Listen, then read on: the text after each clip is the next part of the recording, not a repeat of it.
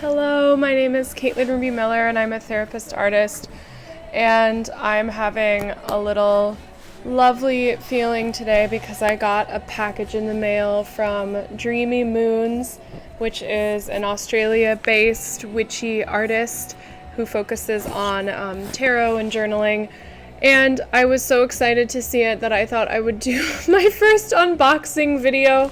No idea how this is gonna go, but I thought it would be a nice way to celebrate my love of tarot as well. So some things on the bottom of this box, and this is, I have not opened this box yet. I did open the box that it traveled from Australia in. So it says, things to remember: you are divine, open your heart and keep it open. There is so much to be grateful for. Nurture your inner child. Rest is important. Embrace the mystery. You can make anything happen.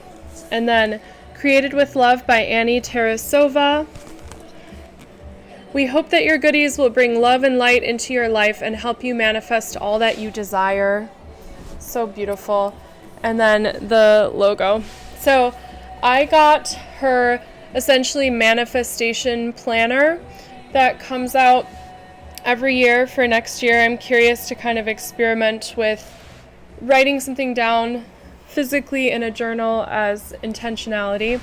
And then I also got her tarot deck that I'm going to be doing tarot readings with, and I'm so excited. It is dark colored, inspired by the Rider-Waite, and then has a lot of gold foil. So, oh, I'm so excited already.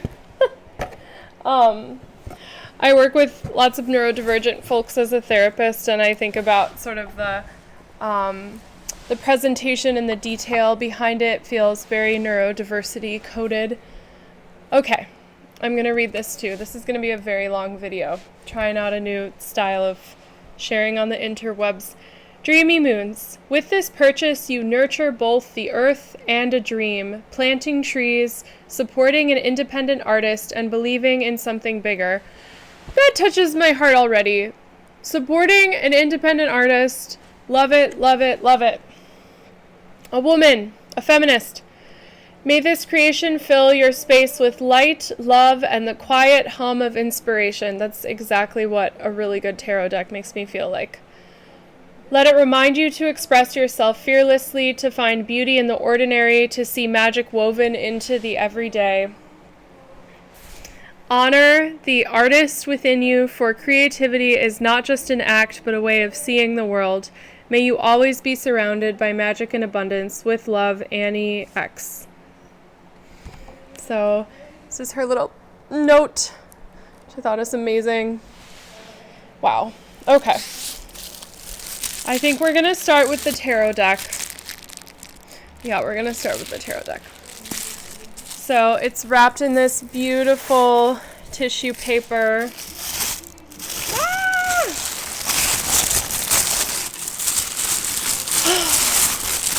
Okay. Oh my gosh. So beautiful. So pretty. Oh my gosh. Okay. Now let me try to get through this plastic.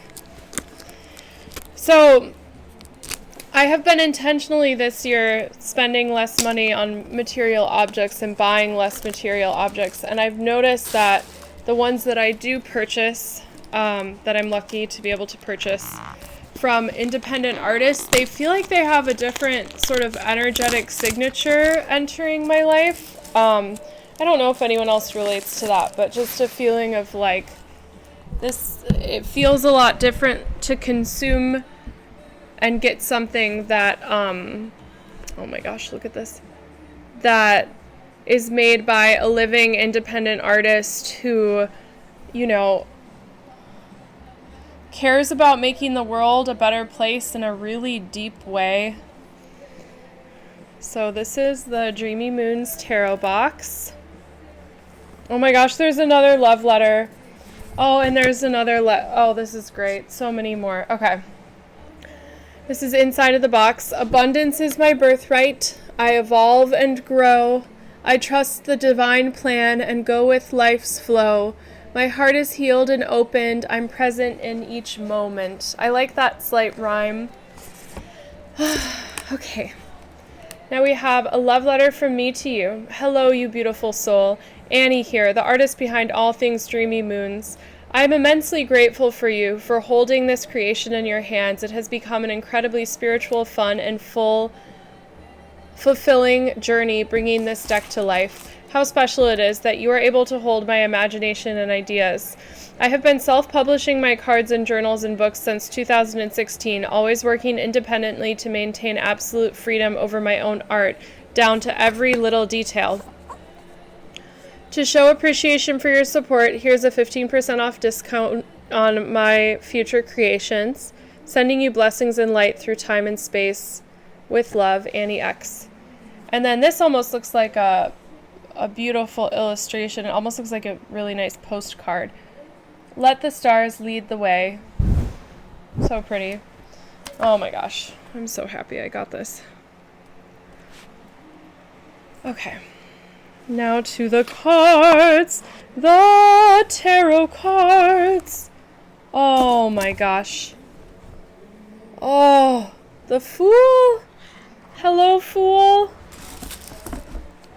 Okay, I think I'm going to try to move closer to the camera to make this easier because it's on the front-facing camera of an iPad and it's actually not as great as I thought it would be. So, this is the Fool. We have the gold. Oh my gosh, so beautiful. Then we have the Magician.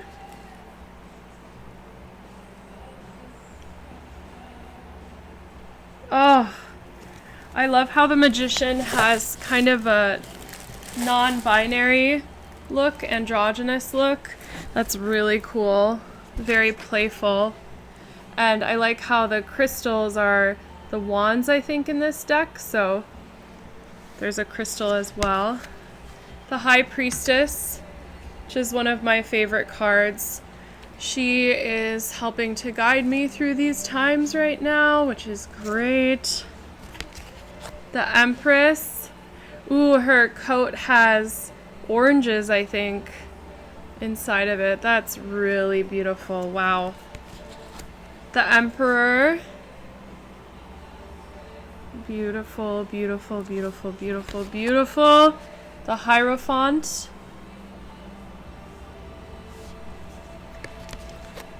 The Lovers. This deck has a feeling of peace to it and like equanimity, and it's it feels very like calming and very similar to the aesthetic of the videos that Annie posts on social media where she's just so joyful. This is the Chariot. This card feels very queer to me. It's beautiful. Oh, and it looks like the charioteer is, has long flowy hair. I really like that. I like the movement in it too. There's more movement in it than the traditional Rider-Waite. Oh, Strength is beautiful. Look at this. So the woman is being more contemplative with the lion rather than, so there's almost a loving sweetness to it. And I like the exaggeration of the size of the lion. It feels less dominant than the original deck. That's amazing. The Hermit. Oh, this is very beautiful. Has wizard, definitely some wizard wanderer vibes. The Wheel of Fortune card. Beautiful. I love the Egyptian theme. Kind of catches, I don't like getting the Wheel of Fortune card in readings. For myself, it scares me, but it reminds me of kind of the Winds of Fate. And so I think it's really cool to see the Wheel of Fortune with sort of the mystery and power of the Egyptian culture. Justice, oh my gosh, beautiful. I love the white pigeons and how they pop against the pillars of justice. That's beautiful. The Hanged Man. Again, this deck has a really like loving, energetic vibe. Wow. That's really nice. Death. Wow, this makes me want to cry. Look at this. Your soul. The immediate thought I'm getting from it is your soul exiting your body from your heart and entering like the sphere and entering the ethers and being ascending Looks like a pose of ascension in the clouds. Wow. This is the most ethereal, positive death card I have ever seen. While still, I feel like staying true to the theme of death. This definitely reads as death. That's amazing. Temperance. Oh, what a sweet angel. This is one of my favorite cards in the deck. I really like the Angel of Temperance. We have the Devil. Okay, yeah, this feels like the most kind of negative energy card of the deck so far, which totally makes sense. And part of the Devil is, you know, getting chained. It's the lovers getting chained, and it's interesting to see. Ooh, you see that gold in the middle of the dragon? Wow. So that opposite energy from the lovers. The Tower, it's interesting to not see people come out of it. So this reminds me more, you know, you see the crown falling, which denotes a person to a certain extent, but the Tower card I also really don't like drawing for myself. And this is a great example of like total fire, lightning, and the ocean, just everything being destroyed. But the Tower is also more intact, so I don't know. This is an interesting interpretation. Then we have the Star, which is one of the best cards of the major arcana, and look at her. I like how she's in sort of a devotional position. Like this is her craft, is to tend to the balance of ocean and the balance of earth. Like she has 1 foot in ocean, 1 foot in earth, the balance of both earth and water, emotions and earthly dimensional life things. That's amazing. Okay. I really like the Star. The Moon, this is cool. I like how the Moon in this deck highlights the journey that you can get into this is just an immediate interpretation, but the journey you can get into the subconscious, like that you can access your intuition and you're on a journey in between these two pillars. And these pillars also remind me of the High Priestess card, so that's great. This also feels like a very sturdy deck, like it'll last a long time. The Sun card, beautiful. I'm not surprised Annie mostly kept the original Rider-Waite Coleman Smith design because it's so playful and joyful, and Annie has such a playful and joyful artistic style. That's amazing. I do like that the horse now is a unicorn. That's great. Very fun. Okay, Judgment. Oh man, the Judgment card. I like the parting of the seas, how it's more dramatic in this one than the original Rider-Waite. I like that it's a woman. I think this feels like a very femme-coded deck, which I like, as sort of we're trying to rebalance the eternal masculine and feminine energy in society right now. It's way out of balance. Beautiful, beautiful, beautiful. And the World, oh, how beautiful. Nice. So the World in this deck as well is more femme-coded than the traditional World. And I like, we have water, fire, probably air, and wind. Yep. Beautiful. So the 4 elements. I had the World card come up in a reading the other day, and it just was such a good reminder of this sort of dancing and balancing all the elements and how beautiful that can be. Okay. Woo! I love this as a therapist! The Self. The Self. Oh my gosh. Look, has my mirror in it. That is so cool. So, the Self, I haven't read her description, but the Self can be thought of as an IFS term. I think Annie also does like hypnosis, the artist, so that's really cool that she's using kind of psychological concepts. But the Self is sort of like the driver, so the director of the family system inside of us. So this is like our deeper wisdom, and I love that you literally, it's as close to a mirror as you can probably get with a tarot card, and you see yourself. So to me though, oh, I'm blown away by the next card. I have to focus on the Self though, because I have one more thing to say. So to me, the Self from a tarot perspective is more of what is the deeper wisdom within you not necessarily the self from like a narcissistic perspective, like look at yourself, but the self, like what is the deeper self and the deeper wisdom within you that I'll work with clients on connecting to. So this is so cool.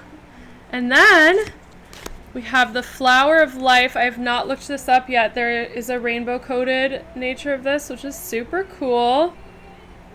Haven't looked it up yet, but it's beautiful. It feels like maybe some sort of commentary on collective humanity, maybe like an element of the word fractal, the flower of life, interconnectedness. We talk about like sometimes the web of life, like the cosmic web.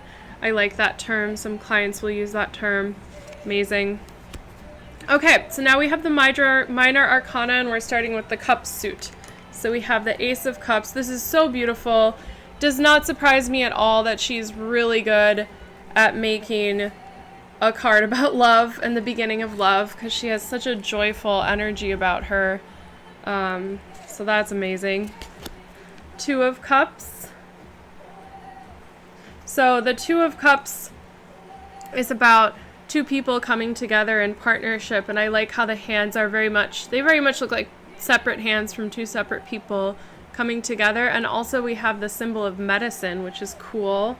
So I'm wondering about if that's maybe a commentary on the uniting of opposites as a form of healing, something like that, or the healing that can happen within community. There's also the Three of Cups. We have three dancing ladies. This is supposed to be like the token friendship card, which I love. It's the beauty of a really good friendship. I should probably turn on more lights in here. Anyway, we have the Four of Cups. So this is about, you know, this wonderful thing is being presented to you, but you're turning away from it. And so the ... over the head, that's a very internet coded ellipsis. Like, what am I thinking? I'm not sure what I'm thinking. Yeah, there's sort of a depressive apathy in this that is, you can feel it in this card, even though this is like probably the most positive tarot deck I've ever looked at. Like the vibes are just so positive. We have the Five of Cups, which is about loss, looking at the loss, the three cups poured down, and ignoring the two cups that are full next to you by the river. This kind of makes me want to cry. Very beautiful, deep sentiment.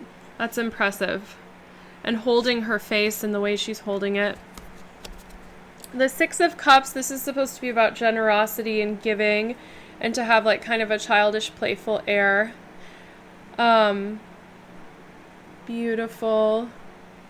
I like the red moon too. There's something about that feels very like magical and mystical. We have the Seven of Cups. This is a really nice Seven of Cups. I'm liking this card more. Usually when it comes up, I'm like, oh, indecision, But this is beautiful. And I like how open and accepting her body language is. I feel like in the original Rider-Waite, they're a little bit more, how do I say this? Like the figure in the card looks more distressed. So I like that. The Eight of Cups, the magical journey you can take in the mountains to find yourself. Amazing, beautiful. I like all the waterfalls. It reminds me of my trip to the UP and seeing all the water. Oh, that's really cool.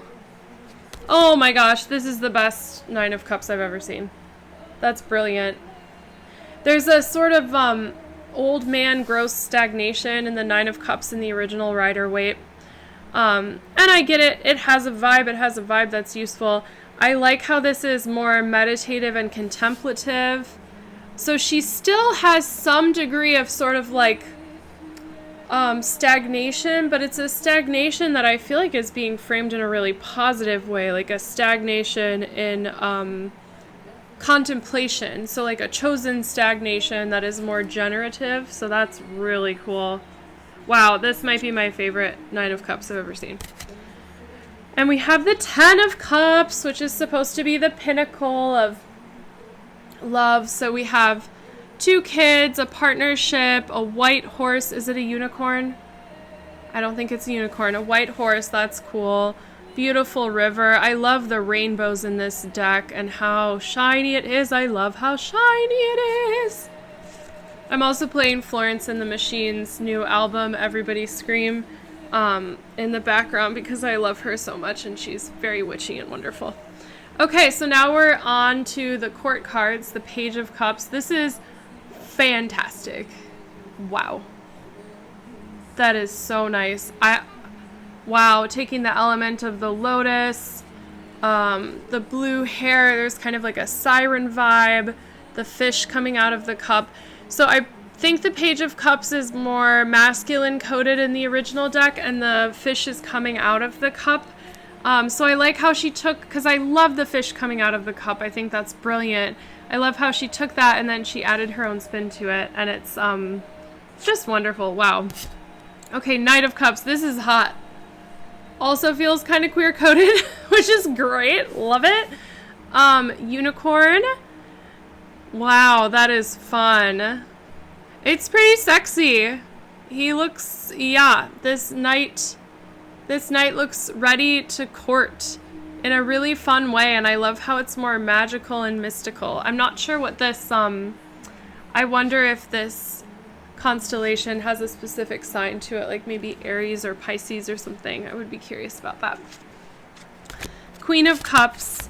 So she came in a reading recently with me to kind of lean into that Queen of Cups energy, and Annie does a great job. I love how the back of the Queen of Cups is a, what is it called? Oh my gosh, a seashell. Amazing. And the lotus flowers. I love more of the lotus flowers in this deck as a sign of cups and water. Then we have the King of Cups. Ooh, I love how much the water is splashing on him. It feels like slightly more movement than the Rider-Waite, which is fun. And he looks like he is just a vision of mask love, which is cool. I think that's a koi jumping in the background, maybe. And then there's a ship. That's really nice. Beautiful. Okay, so now we're on to the stars.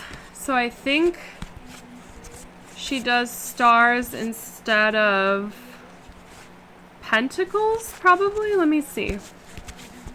And then she has wands. Oh, interesting how she starts with cups, because I'm pretty sure the first one starts with wands. And pentacles are final, and then crystals. Oh, crystals are swords. Okay, all right. So stars are pentacles in this deck through deduction. That's my best guess. So Ace of Stars. This is beautiful, kind of the earthly journey, the pentacle journey of three-dimensional reality, Mother Nature, Earth. Two of Stars. This is really beautiful about balance and starting journeys, and I love that she does the infinity symbol over the ballet pose. That's quite nice. There's still that sense of balancing two elements as well. She did a really nice job of taking themes from the Rider-Waite. Oh, Three of Stars. Oh my gosh. This is so beautiful. I love this. Wow, I think this is the one where they are working on a cathedral together. So it's interesting how she skipped other players, but she's having this single person. I'm wondering if that's an homage to maybe her artistic journey, like she's built the cathedral of her artistry by herself and playing the harp as like the harp is your fellow creator of the cathedral. Wow, I could really meditate on this because I feel like I'm doing this in my career right now. Four of Stars. A little bit of stagnation, stinginess, holding on. The facial expression also shows that, and just very beautiful. And also I like how she's pointing out that you get held down by these pentacles, like cuffed at the legs. Five of Stars, Five of Pentacles, one of the saddest cards in the deck. A sort of like desolation and poverty and abandonment by society. And I think this, to me, kind of looks like an ice cave. So I think it definitely communicates that sense of loss. Then we have the Six of Pentacles, which is about generosity. This also definitely reads that. I like how The person being generous is a woman in this deck and not a man, like in the Rider-Waite-Smith. And then the people begging are men, and it seems like kind of a pose of love, like respect, which is nice to see. And then I like how the figure has butterfly wings behind her. That's really cool. So she has sort of like a majestic oracle vibe as the giver, instead of the original Rider-Waite. The person giving looks more like a rich merchant that would be in a Shakespeare play. So that's cool. 7 of Stars.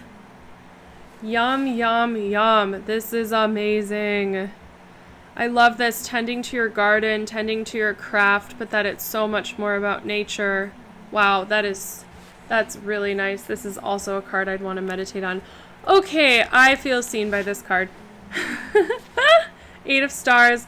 Working on your craft, in your cauldron, super witchy vibes. Love the hair, love the movement.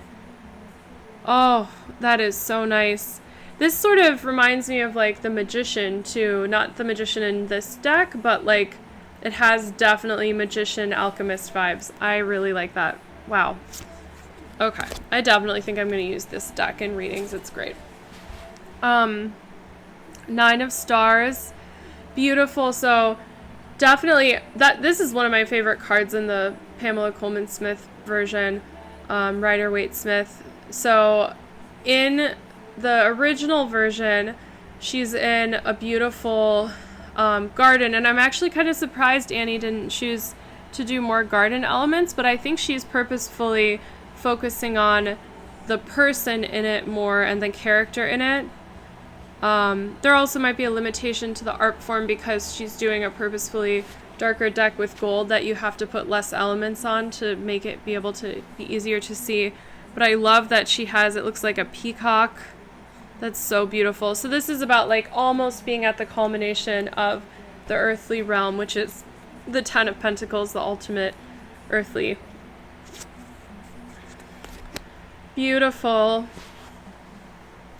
I love how much this is focused on the tree.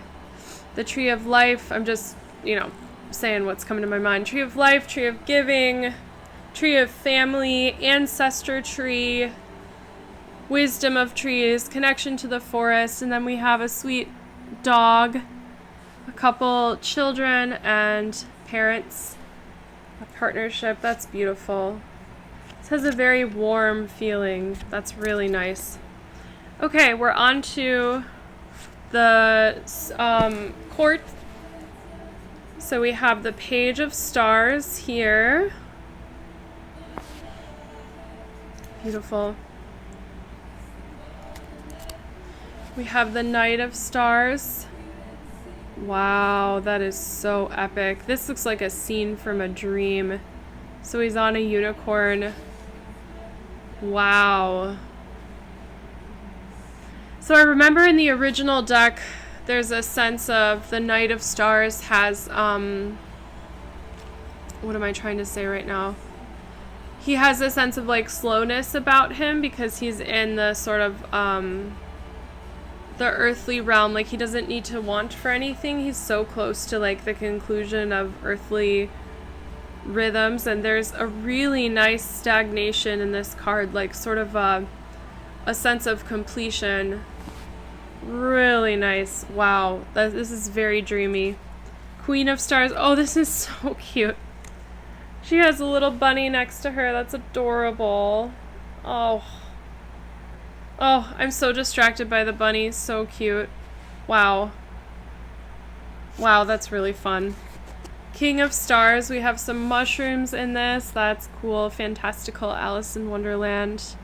This is definitely very culmination vibes. The throne has the rams on both sides and 1 star and 1 staff. That's great. Wow. Kingdom behind him. Okay, now we're in the wands. So we have the Ace of Wands. Beautiful. Wow. The Two of Wands, the beginning of the journey with the world. That's a really nice colored world. Wow, that's really joyful.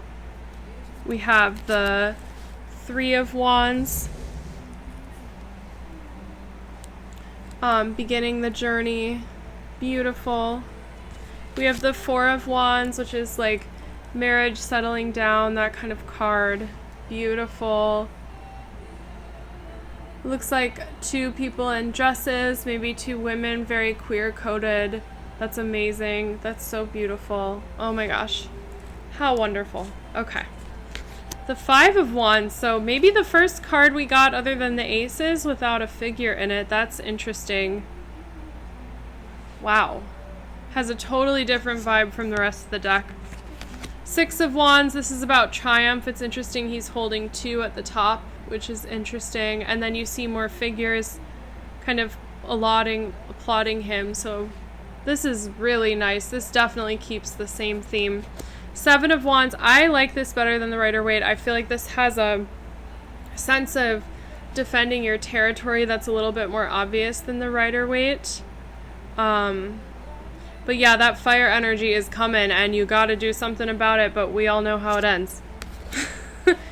Eight of Wands. Oh, I love that she put a figure in this. In the original deck, it's just 8 staves or 8 wands. I love that there's an eagle.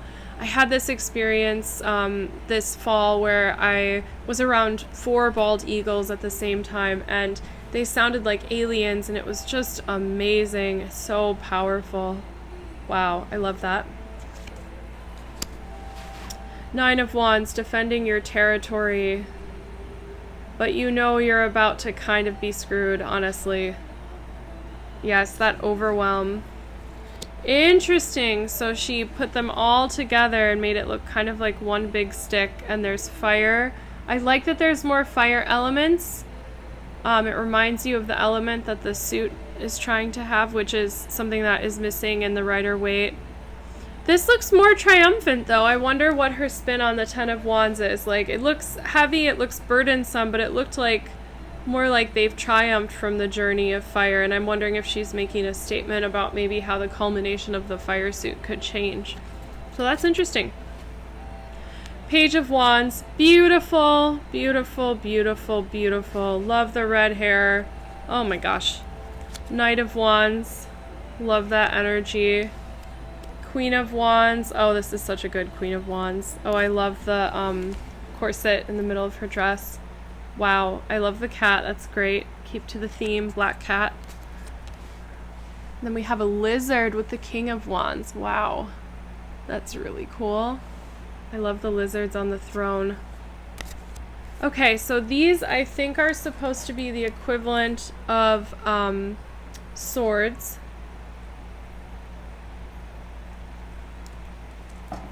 This video is getting really long, but I wanted to really do a deep dive instead of just trying to cater the algorithm and have real reactions to these things.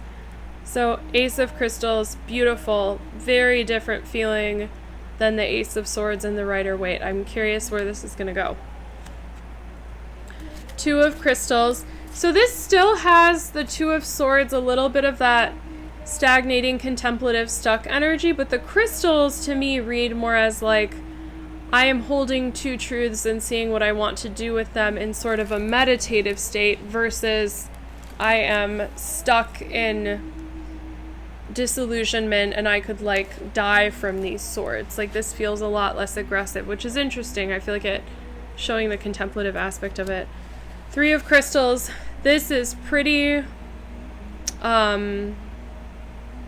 disastrous, except again less of a scary feeling than the original Rider-Waite, which just has 3 swords instead of 3 crystals. Interesting. Feels like a little bit more alchemical, like there's more you can do with the pain and sublimate it and maybe like have it transform into something else versus the type of pain that just like ends you. Four of Crystals, definitely rest and retreat and a sort of collapse, like not necessarily a positive rest, which stays true to the theme, but I like how this rest is in nature. I like that. I think the original one is just a bed. 5 of crystals, so still that sense of sort of betrayal and turning away. It's definitely negative. I like how this captures that. That's really interesting. 6 of crystals, so interesting that she is going towards the swords. In the original one, there's, I think, a man, a woman, and a child, and all the swords are in the canoe, and I always think that, like, the swords are gonna sink the canoe, and so it's cool how this is more of like, how can you alchemize going towards whatever you're moving towards, which the other one definitely has that forward movement, but there's something about this that feels more like, you know, how can we process our pain differently. Then I feel like the deck is making some different statement about how to process pain, which could be powerful, and I would be curious to learn more about it at some point. 7 of crystals, that sort of stealing, betrayal theme, running away. 8 of crystals, so similar to the Rider-Waite, except instead of swords, we have a field of crystals, which again makes it feel less aggressive, more magical, less painful. I'm guessing there's some, what's the word for it, intentionality behind that. Like, what statement is she trying to make about the alchemization of pain? Then we have the 9 of crystals. Interesting. Wow. It looks like the figure is about to stab themselves with a crystal. So this is maybe the most negative coded card in the deck I've seen, probably more than the Devil. It seems like there's some degree of suicidality hinted at in this card. Maybe Annie's hinting towards like death of ego self, like ego death, like, but it is interesting to see this theme, because I'm guessing that suicide at this point in human history is much more common than it was when the Rider-Waite was being developed. Very sad. Oh, and then we have the 10 of crystals, which is like the classic card of death. So I wonder if this is hinting towards like, before the death of the 10 of crystals, you're hurting yourself in some way. Like how is a sword in your own mind being used against yourself, which definitely is a common theme that I work with clients on, is like, how are things in your mind like undermining you, and how can we let these things go and process these things so they don't weigh you and burden you. And then this is the end, the completion of the sword cycle, but the crystal cycle in this deck, the 10 of crystals. Wow. It's amazing. This also, although it's quite sad, it has a lot more hope than the original Rider-Waite, because we see that sun, which I feel like it looks like it's rising, might be setting, but there's something really beautiful about the hope and the reverence in nature. So now we have the court cards for the crystals. Beautiful. Wow, Page of Crystals. Knight of Crystals. I feel like the crystal does not have the same sort of aggression as the sword, so I feel like she made the knight look more aggressive and the unicorn look more aggressive. So there's that kind of aggression and sense of being in battle that's in the original card. Queen of Crystals. Yes, she looks so intellectual and so contemplative and so airy. The air sign, swords. Wow. That is really interesting. And also very magical. She has these like 2 stones that are kind of levitating around her, which is interesting. Then we have the King of Crystal. The stones become crystals. We have a sun. That's really interesting. Wow. So, thoughts about this deck. It's amazing. It's amazing. I have followed Annie on Instagram a bit, and I've been wanting to support her, and I'm so glad I could. I'm so glad I could afford to. Beautiful, beautiful deck. So I'm going to make this video even longer, and I'm going to do the second thing that came in the package, which is the Manifestation Journal. So This is for 2026. So here it's wrapped again in the same tissue. Ah! Oh my gosh. I love it already. Look at this. Oh my god. 2026 Year of Growth book. A diary with a focus on astrology, gratitude, self-reflection, and intention setting. New and full moon readings and journaling prompts, weekly affirmations, daily gratitude prompts, weekly and monthly self-reflection and intention setting, monthly overview, and lunar calendar. It also has this kind of velvet feel to it, which is not like actually velvet, but it has a sort of softness to it, which is beautiful. And you see the lotus flower and the ascension theme.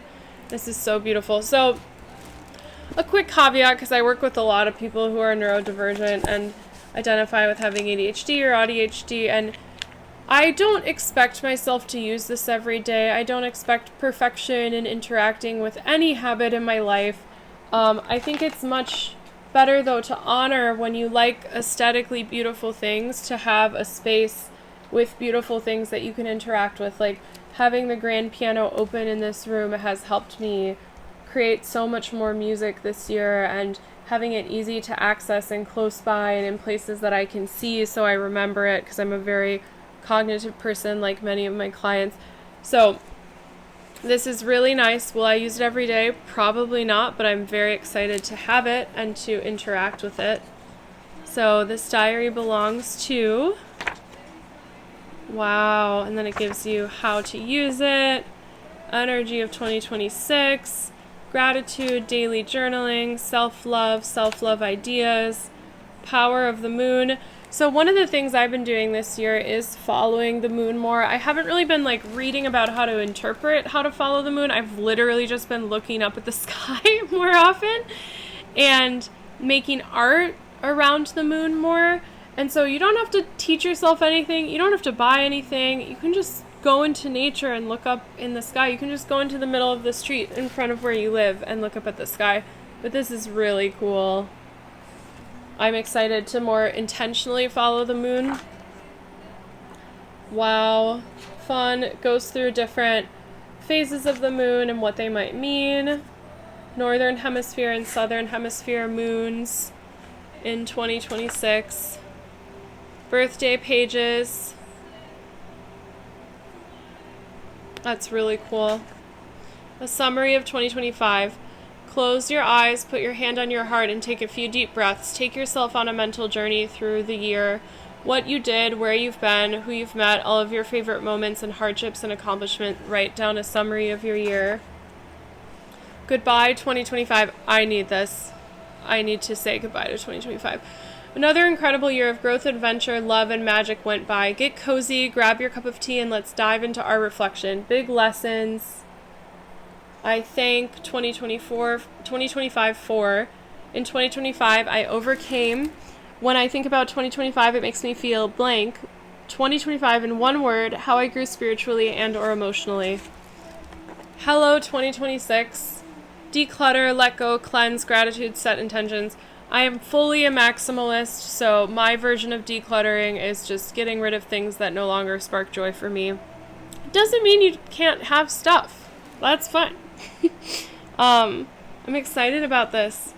I'm glad that I got it now so I can do some of this, because I do think there are plenty of things to focus on, to let go of from this year.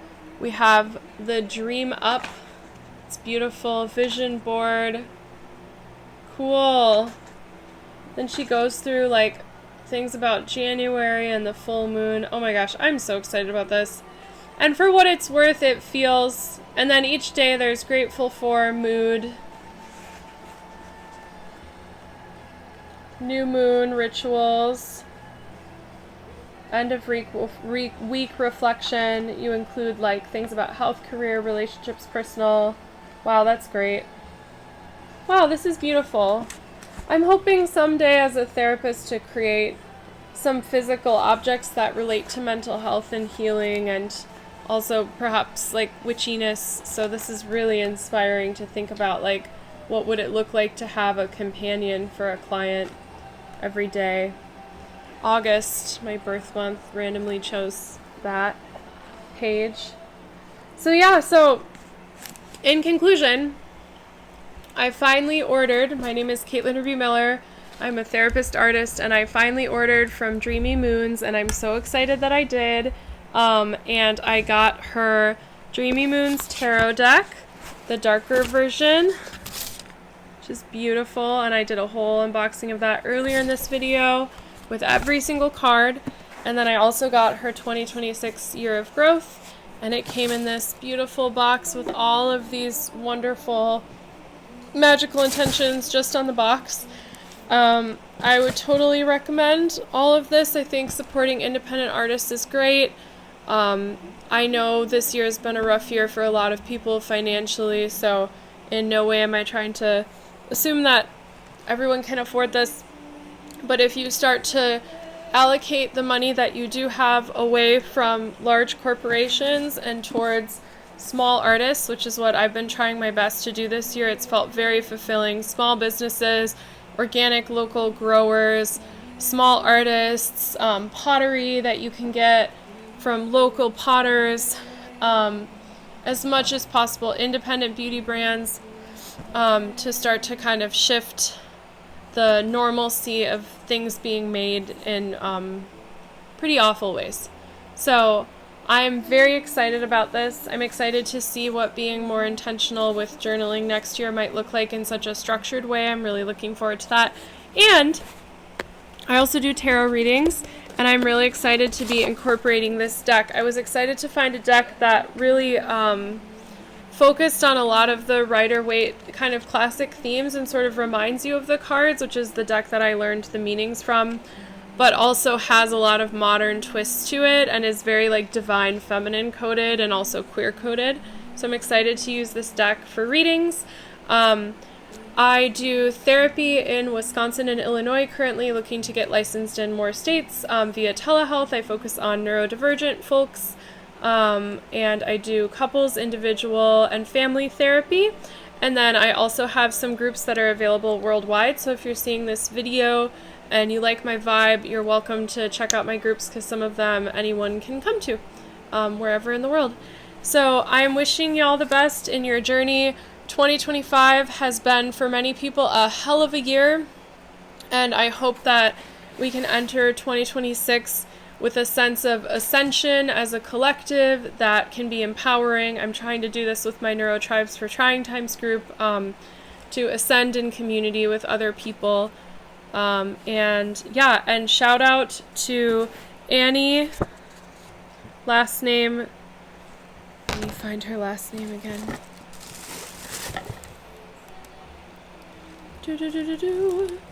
Annie of Dreamy Moons. Let me find your last name, wonderful human. I'm losing it.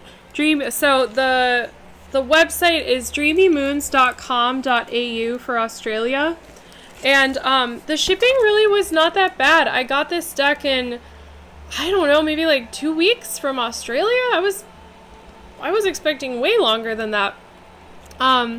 And it came and it was great, well packed. I would totally recommend. I'm excited to maybe try some of her other projects in the future, or some of her other products in the future. And then this is the self card, which is very like IFS therapy parts coded, which is awesome. But anyway, I am wishing you all the best in these trying times. I'm attempting to make more content lately that's more explicitly like joyful and playful and encouraging people to play, because man, if we don't feed our inner child in these times, I don't know how we're going to get through it without having some fun. So I am wishing you all the best. This was an unboxing video of Dreamy Moons tarot cards and Dreamy Moons Year of Growth 2026 book. Thank you so much for staying around for my almost 1 hour video. Wishing you all the best.